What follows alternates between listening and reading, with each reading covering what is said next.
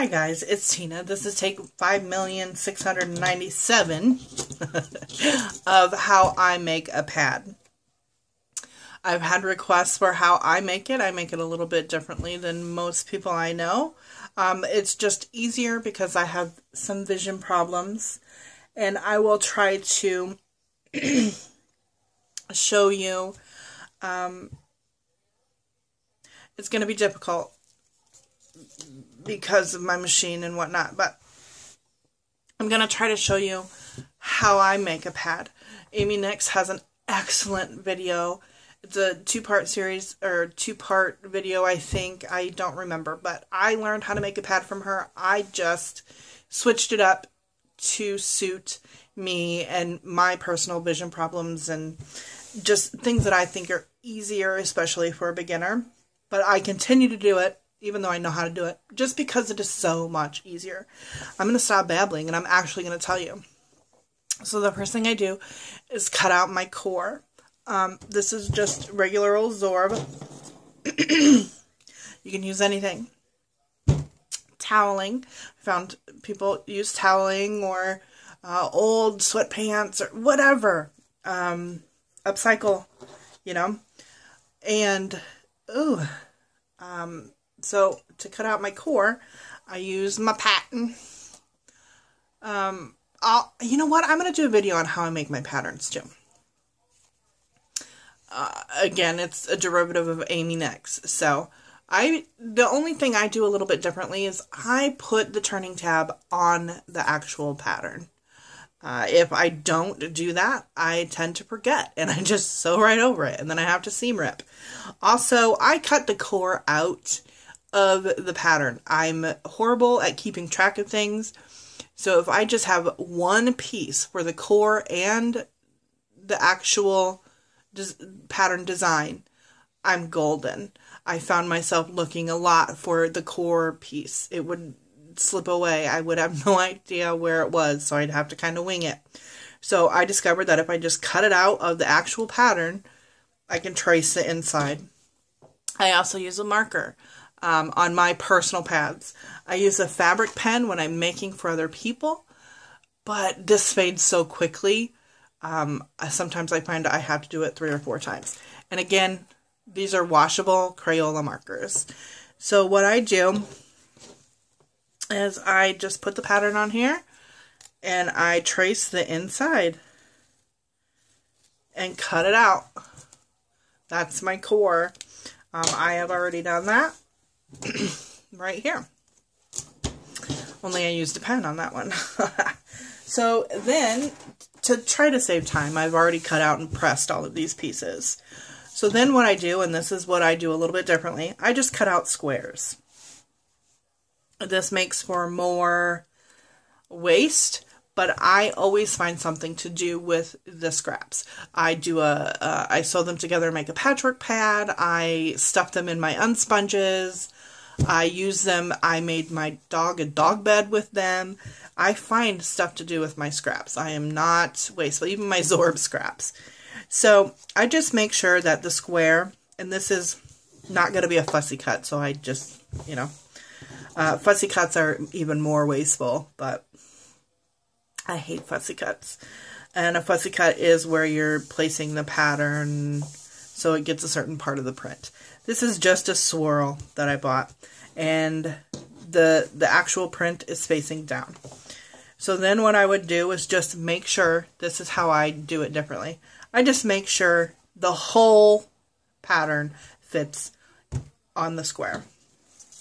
And the same thing for the backing. This is just a flannel backing. It all fits. And then I have an extra piece. I always put an extra piece of flannel with my Zorb to help with compression leaks. And I find that it's perfect for, I always use my half pads for stress incontinence. And it's just one layer of Zorb and one layer of flannel is perfect for how much oopsie. So what I'm going to do is I'm just going to kind of place the core right in the middle-ish, okay? or wherever it is that you want your core to be if you're doing a fussy cut. I don't trace it. I don't do anything because I find when I'm sewing, it moves. So why waste my time? So I just put the pattern down and then I lay my core where I want it. And then I just pull the pattern out. Now, you're going to get a little bit, I don't pin, I don't anything. Because like I said, I have some vision problems. I forget how many pins I've used. And you're going to see in a moment, I use my fingers. I sew by feel. I don't need to today. I can see pretty well today. But I always use my fingers when I'm sewing. But I'm very familiar with my machine, so I know where not to put my fingers. I am going to move the camera. Be prepared.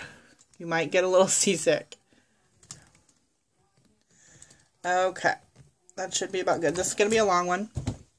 I am sorry.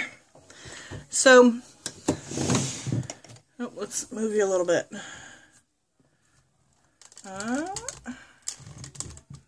There we go.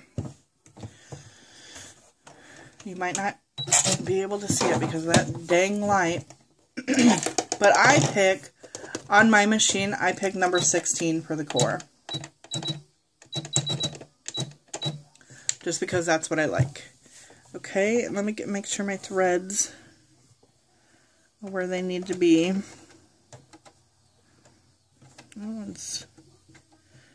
Okay. Then I try to start in like an inconspicuous place. This is white thread. I probably should have changed it to brown, but this is just for me. I really don't care. Oh, man. There we go. If I could sew like this, that would be great.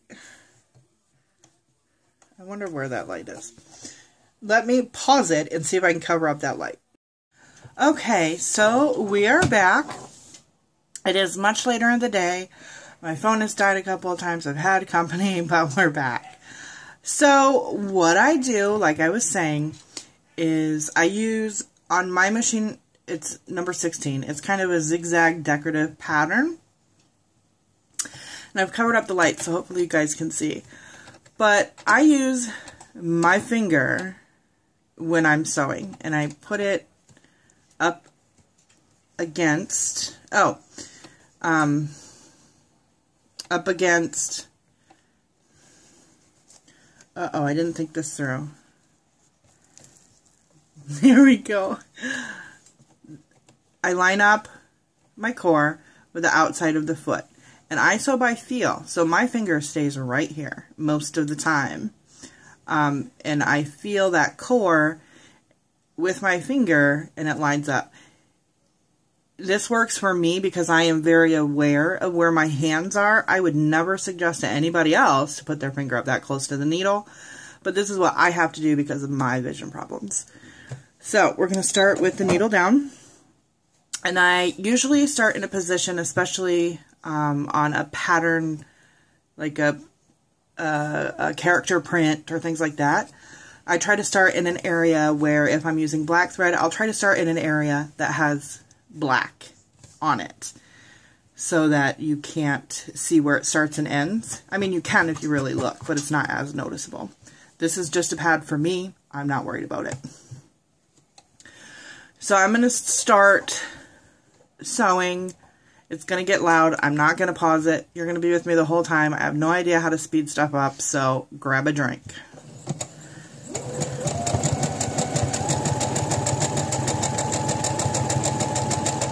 I'm going to go a little faster.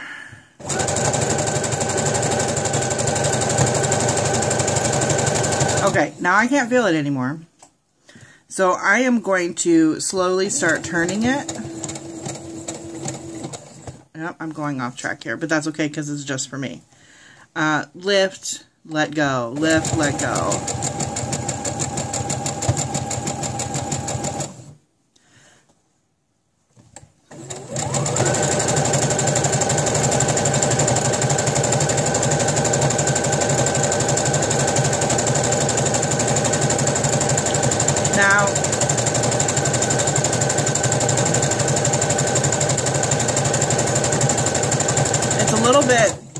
little bit harder to do with the decorative stitch, but if you're just straight stitching, it's really easy to line up where you started and stopped.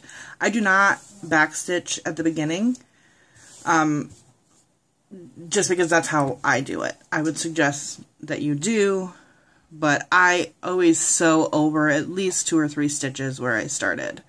So I started here, but I'm going to sew to there. Does that make sense? And then backstitch again. So, or backstitch. Now, when you're going around curves, go slow, lift up a lot, turn it, micromanage it, turn it just a little bit, you know, just, it's going to take you quite a long time to get it right. And even now, I bet you, I'm not even kidding, I made over 1,000 pads, giving them a, well, okay, maybe not. Probably between 500 and 600. I can promise you that. And I still mess up. Okay? So don't be, like Amy says, don't be overcritical.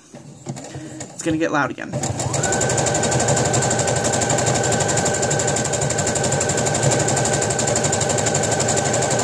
Okay, now this is where I'm going to line it up. Now because I always use the edge as my line, I know it's going to go over itself, and I just make sure the fabric, the thread is pulled back out of the way so I'm not sewing over it. It just makes it harder to trim later. Okay, now I'm going to backstitch and up. And because I covered that up so it would show up on camera, I can't use my cutter on my machine. So then I just trim the threads off. Now you're going to be able to see where, and I should have made the stitch length longer. I usually do, but I forgot. So you'll see where it matches up there, if it'll focus. Let me put something up in there.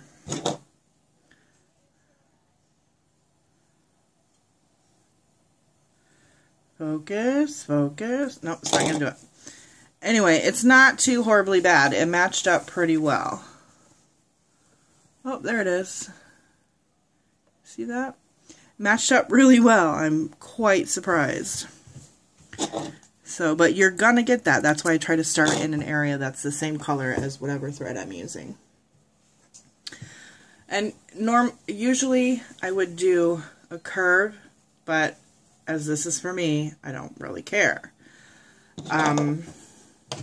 Curves are harder. Somebody had asked me, what's the easiest for a beginner? Corners. They're a little bit more difficult on a sewing machine, but it works better. Just curves are pretty hard. I'm going to move the camera once again so you can see other goody stuff. Okay, so now we are going to layer it correctly. To layer it, you're going to put down, if you have more than one layer, like, okay, I want an extra layer to be against the core. So this is it. Imagine the core is right here facing up. This is going to be against the core. Actually, you can do that to make it easier. This is how it goes. Okay? Now lay it like you're putting it together. I want this against the core. And then this is my actual backing. Okay? Now, this, if I were to sew it like this, it would all be correct. So, put it together correctly.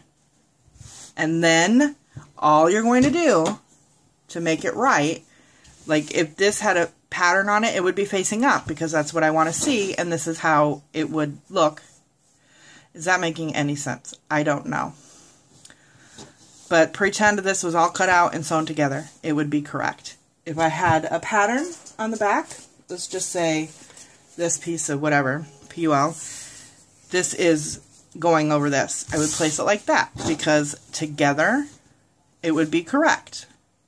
Now all I am going to do, to make it easier for you guys, is lift everything up, take out the topper, set everything back down, and just put it on top exactly how it was. Don't flip it over, don't do anything. Just take it from the bottom, put it on the top.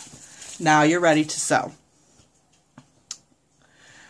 So what I do now, I cut out squares because trying to keep all of the pieces together when it's cut to the shape is difficult for me. Always will be. So now I take my pattern, and just lay it over the core. Because I sewed it semi in the middle and I have a big area to work with. I don't have to worry if my core moved a little bit. It's fine. So now I'm just going to go, this is a washable marker. I'm just going to go and trace around the pattern. And it's not going to be perfect because I'm in a hurry, because I don't want this video being 4 hours long, and it totally could be because I talk. You know that. So there we go. I traced the pattern. And notice how I told you earlier, I make sure to put the tab marks on there. Otherwise, I forget. Now I'm totally done with this. I'm all done. I'm not going to pin. I'm not going to use Wonder Clips. This is just how I do it. If you have to pin, pin away, darling. Pin away. But as you saw, I use my hand or my finger to guide. And if I were to pin, I'd poke myself a million times. So I'm going to move you again. And bring this back. It's still quite a ways away from me, so close your eyes because we're about to go for a real big ride. Okay, there we go. Can we see it? We can. Alright, so now I'm going to start. I gotta put my fabric back up. So I had to cover the lights with that fabric so you guys could see what I'm doing. Now, I always start at the tab. I'm going to start in this corner right here. And I'm going to switch it to a straight stitch. I start in this corner, or this corner. It doesn't really matter which corner. I just find that the right corner is easier. So I'm going to set my needle down as close to that area as I can. Yeah, I'm going to have to keep that up there.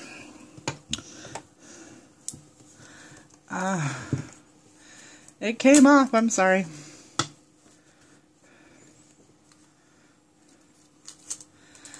Oh, the joys of...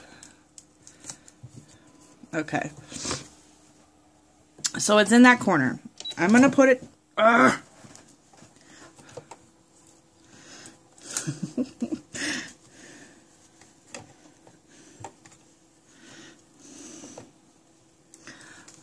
Did we got it? Did we got it? We got it. I'm going to pause it. 1 sec. Okay, we're back again. So I'm in the corner. We'll get this one day. And I'm going to backstitch to the end of my mark.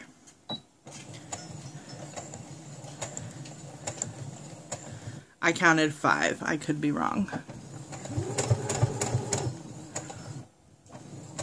Okay, and the reason I do that is because when I turn it, it won't tear if I do that. So, see, this pattern is a little bit different.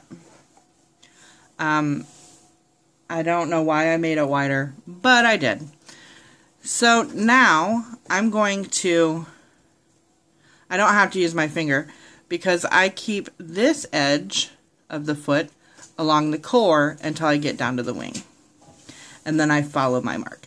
So technically, personally, I don't need anything other than the wings marked, because I know this is about 1/4 of an inch, and it's perfect from the needle to the end of the foot. It's perfect for top stitching after turning. So that's what I know about my foot. Yours could be different.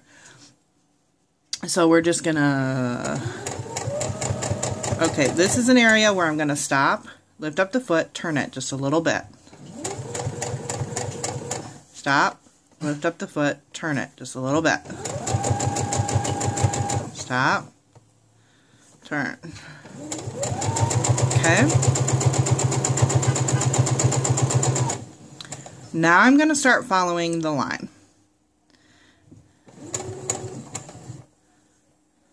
Oh, I'm going to have to lift up a little further. There we go. And make sure you're lifting up the foot far enough to get the core underneath it when you're turning here. And now we're just going to follow the line. Of course, I'm going to try and fix that there, but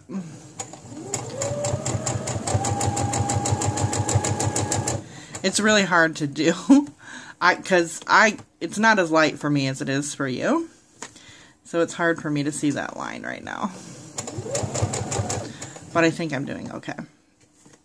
Now, also the reason I don't pin is because I don't like it bunched. I know that it's going to bunch when I start turning, then I'll have to straighten it out. It's just easier for me to straighten out if there's no pins or clips. Okay? That's just me. You do what you need to do.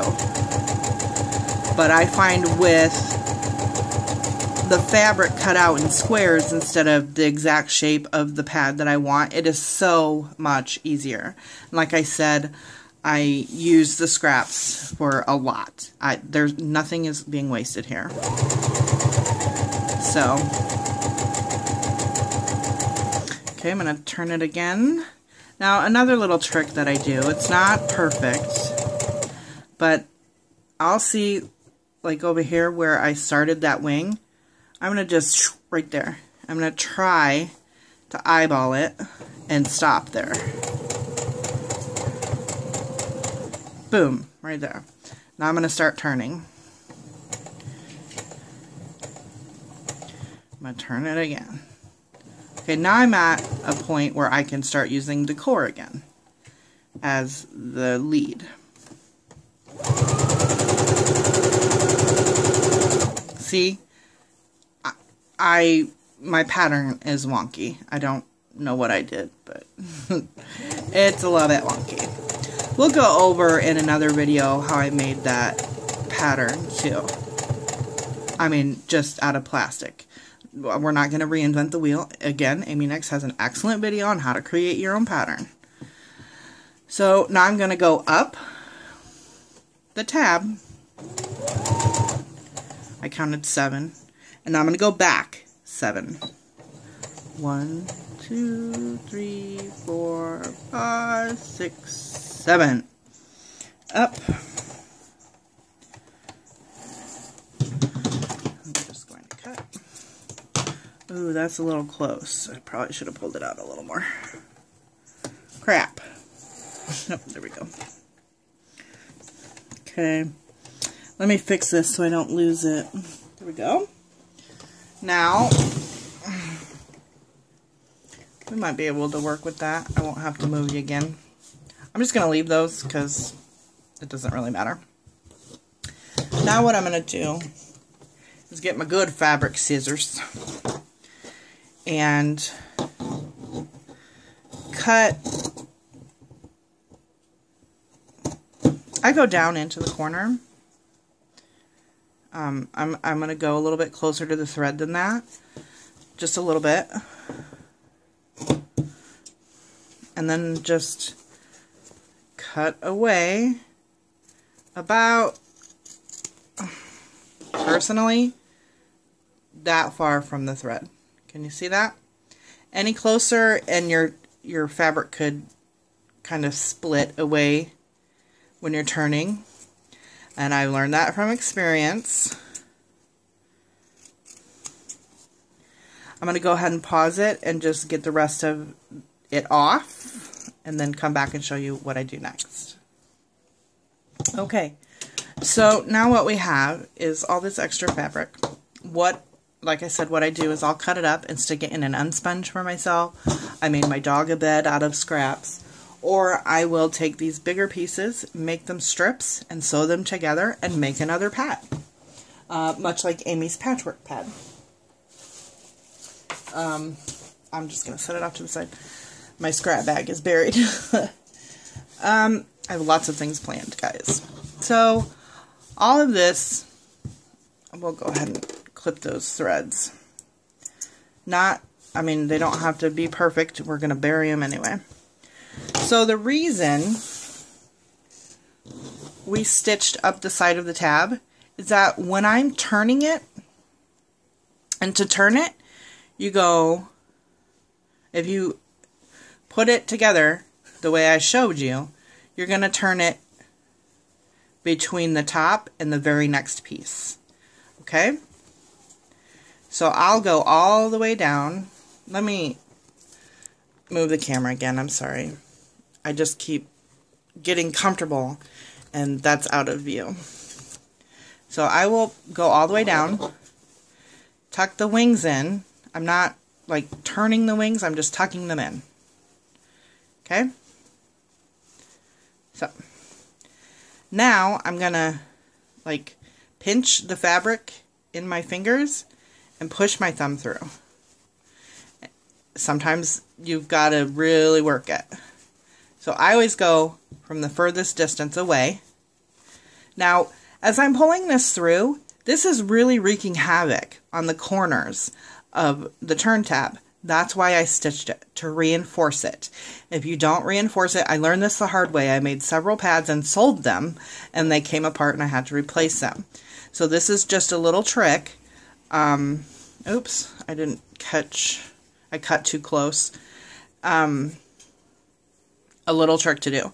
Now I just cut that length all the way around. I don't snip the corners because if you can, you should, but I don't because my eyesight is bad and I'll cut the pad or the thread. So I don't, but it lays perfectly fine. I had to turn my iron on. We're going to see some flashes. I don't know what's up with my office, but my lights are weird. So now I'm going to just like so. And now it's going to be super easy. Okay? And I take that same marker I marked with and use the blunt end and push everything out. Especially around the corners, the wings.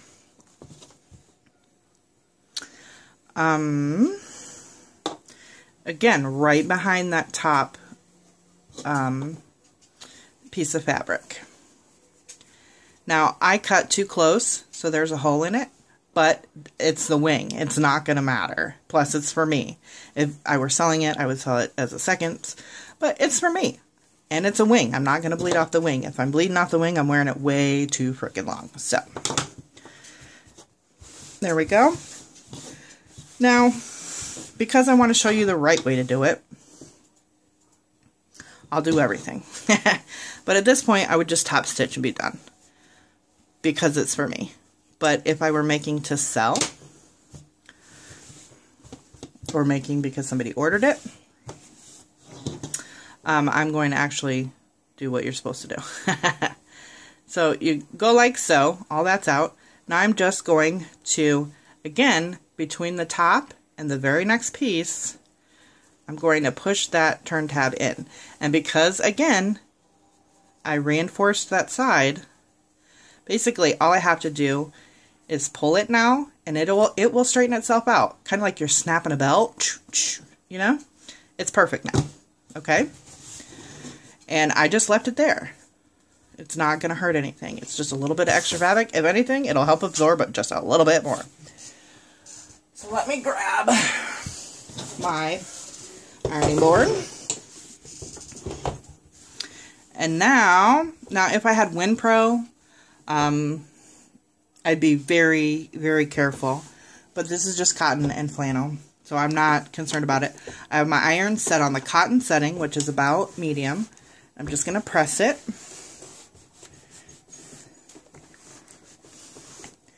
Just get everything laying nice and flat.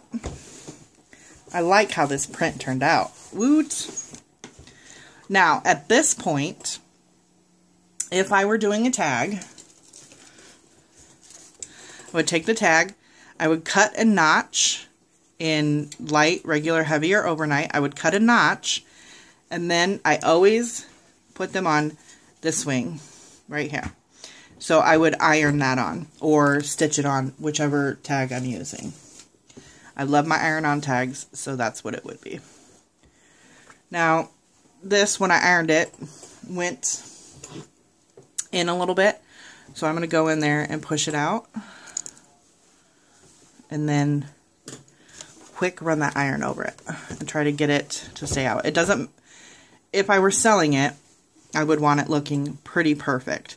So that would have bothered me if I were selling it. So now that's out. It looks good. You alright, son? Yeah. My son is over there watching videos. So, wow. And I just want to remind you, it works. Get a hold of me. Wonderful health products. And we know I'm about women's health and menstruating and all that stuff. Here's some news that you guys might not have known that we'll talk about another time. I'm thinking about doing a Ask Me video where you guys ask me questions like on Snapchat or something, and I'll answer them on camera. What do you think? So it can be like a live thing, I guess. I was really close to the microphone there. I'm sorry. So now I'm going to go back to... Oh, we got to move the camera again. We're going to go back and just top stitch. Now this time I start right about... Well, I'll start in the middle so that I can easily meet myself. Meet where I started. And I'm going to line it up with the outside with the foot again. I always use my foot as a guide because I can't see these measurements. And I have measured, if my needle is in the middle, it's 1/4 of an inch each way to the end of the foot. Most machine feet are like that, so check yours out. And oh, look at those nails. Looks weird. I had fake nails and I have taken them off and started taking my hair, skin, and nails. And it just looks horrible because you can see where they drilled away your finger to put the... sorry, off track. Okay, back on track. And again, I'm going to use my finger. Except I'm going to go needle down, and I'm going to actually go back 2 this time. Because this is not a decorative stitch. Which is a little more quote-unquote durable. So... Now this is gonna, I don't know if you can see it, but there's a bar here that you would usually attach a walking foot to. That comes up and down, so I don't want my finger way back there because that'll hit my finger and it hurts. I know, I've done it. So now we're just gonna top stitch. And I'm gonna go as quickly as I can. If you're lucky, you can find the pivot point on a pad and it'll be pretty good. Now, when we come to the wing, that's where I always mess it up. I mean, it's not horribly messed up, but it's not curved around it. You can tell where I pivot it. You'll see. Now, this is... Now, when I get to the wing, because it's a little differently, I go to the inside of the foot. I don't know why. It's just what I always do. Because of the way I do a wing. Like, I don't curve around this wing. I'm going to go right there. I'm going to go straight up and down. And then I'm going to continue on. I don't like to try to curve around the wing. It just never works out for me when I'm top stitching. So I just don't do it. And it looks just as fine. You'll see here in a moment. Now remember, go as fast or slow as you need to. A lot of people will go fast and think, oh, I can sew in a straight line. No, it's because it went without you and it happened to go in a straight line. You really do need to control your fabric. So your hands need to be on it, or should be on it, and you need to be kind of controlling it. Like where it's going. Don't just let it go. Okay? Okay. Okay. Now this is where, up a little more. Alright, now this is where it gets wonky. There we go.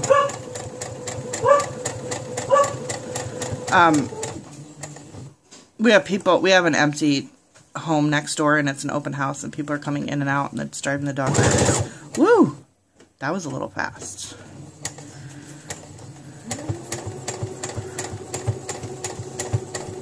It got dark outside quick. Woo! Okay, so now I'm gonna take a little extra caution and try to make sure I hit where I started. Okay? Pull those threads back. Is what I do. You can do whatever you want. Perfect. I love it when that happens. I'm going to backstitch again, 3 or 4 or 5. I'm going to go forward a couple. There we go. Now I'm done with the sewing. So, I'm going to go ahead and cut it. I'm going to put it, move the camera again. I love you guys for putting up with me. This is going to end up being a really long video anyway. Oh well, I don't have to edit. So, oh, what happened there?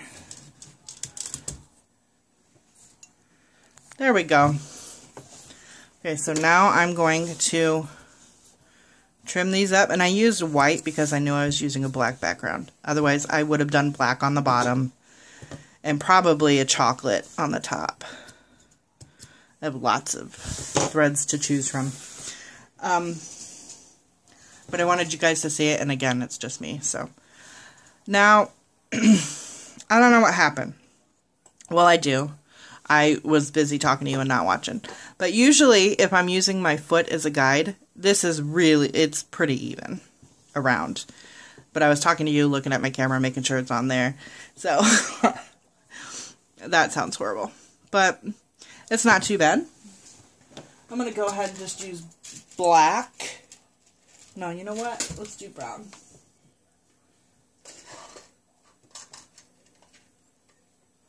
I'll be with you momentarily. Sorry, I didn't think this far ahead. I have a drawer system over here for my... You know what? I'll take the camera off and freehand it and show you my extremely messy fabric stash stuff. So, what we are going to do, I always do it the same exact way because I like my snaps a certain way, so I always do it the same way. I like the male end, I'm right-handed, so I like the male end to be what I push with my right hand. So we're going to do the female end over here. But first we're going to punch a hole. I'm getting ahead of myself. And I usually go to the core. Because with the wing droop, because every pad is going to have wing droop, it just depends on how much. There's just a little bit with this pad, or my pads, because of how I do the wings. And usually your underwear will help fill that droop. So what I'm going to do is, starting at the top, I'm going to put this in and use the female end or top. That's the innie.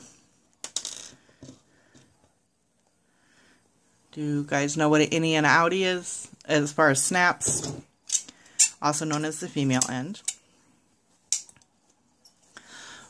And go ahead and push, push, push, push, push. Okay. So there's that. Now I'm going to look at it this way, front, and put the peg snap in, peg part. I don't know what it's called. I call it the pokey part. And then the male end, or the outie. And push, push, push.